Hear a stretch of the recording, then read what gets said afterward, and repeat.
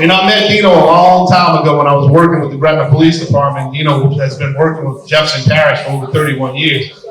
And he was always involved in everything, whether it's the police department as a volunteer police officer, as a reserve officer, as a volunteer firefighter. He was the director of emergency management, director of homeland security. He actually wrote the emergency preparedness plan that the parish uses today. So that tells you a little bit about his background, that with everyone in parish government, all those lawyers, and Deano was the guy that wrote the plan that these guys use today. During Hurricane Katrina, when all of us were a little shocked by, the lack of supplies that we had, when Westwego had an issue getting supplies and we couldn't get the parish president to act on it, Deano was actually he was coordinating all the supplies, the ice, the water, the gasoline, which was the most important to keep our police units running. And I was walking out of the EOC, and I was a little disturbed that, we wasn't on the list to get anything. And he stopped me, he asked me what was going on. And I told him what I needed. He said, "Don't worry about it, Chief. I'm going to take care of it. You're going to get what you need." He said, "We're going to make Westwego a fuel stop for first responders and parish workers. If you got a gas station that we can dump it in, we're going to make it a fuel stop for you."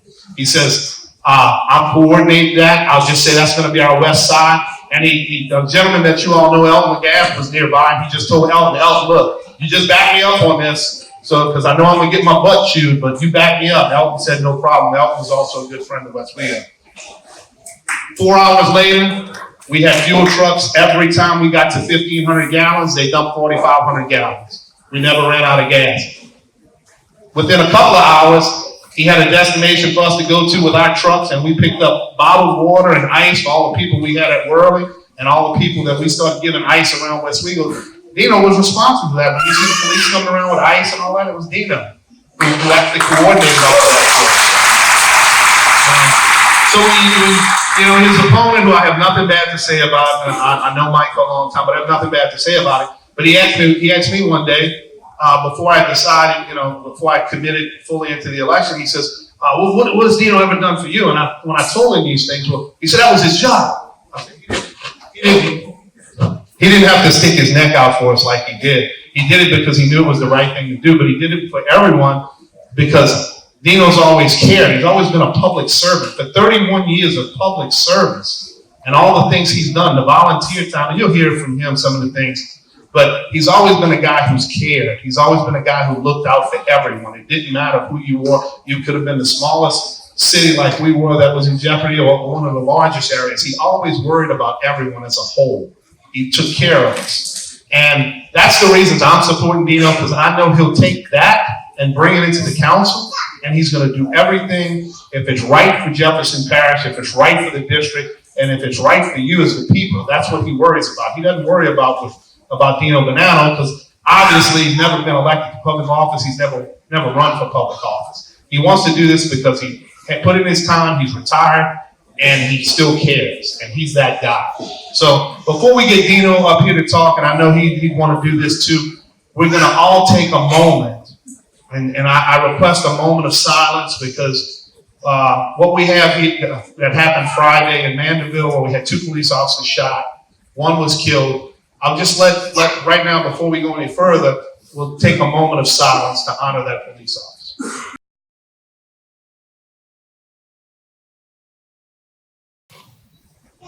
Thank you. That was to honor Captain Liberto from the Mandeville Police Department, who was tragically killed Friday. And it just brings a lot back to us here at the Westwego Police Department, knowing tragically 2 years ago we lost an officer, so we know how they feel. It's a small agency. Our officer was a Marine. He was a Marine. And us Marines, we don't take that lightly when another Marine goes down. It's a brotherhood that, just like the brotherhood of police work. But now we're going to move on, and we'll get to the guy, the man of the hour. I'd like to introduce you to our next councilman in District 2, Mr. Deano Bonano. Thank you all so much for having me here today. As the Chief said, I've spent my whole life in public service. I graduated from college in December of 1987, came to work for Jefferson Parish. I spent my entire adult life serving the people of this great parish, not only in my professional career, but as a volunteer firefighter, reserve police officer, coach at Mike Molly Playground. I was even the scout master at my kids' school, because I have a sense of community. It's what I enjoy to do. I like helping people. I like to make our parish a better place. That's why I'm taking this next step. I decided to run because it's needed for our future. When my son came to me, I have 3 sons. My wife and I have been married for 30 years. We have 3 boys. The oldest is graduated from college as an engineer. He told me he thought about having to buy a house in another parish to get what he wanted. That really struck home with me. My own child thinks he has to move out of his home parish to get what he wants. That's when I decided it's time for me to step up to the plate and do some things to improve this parish so that we can keep our best and brightest here.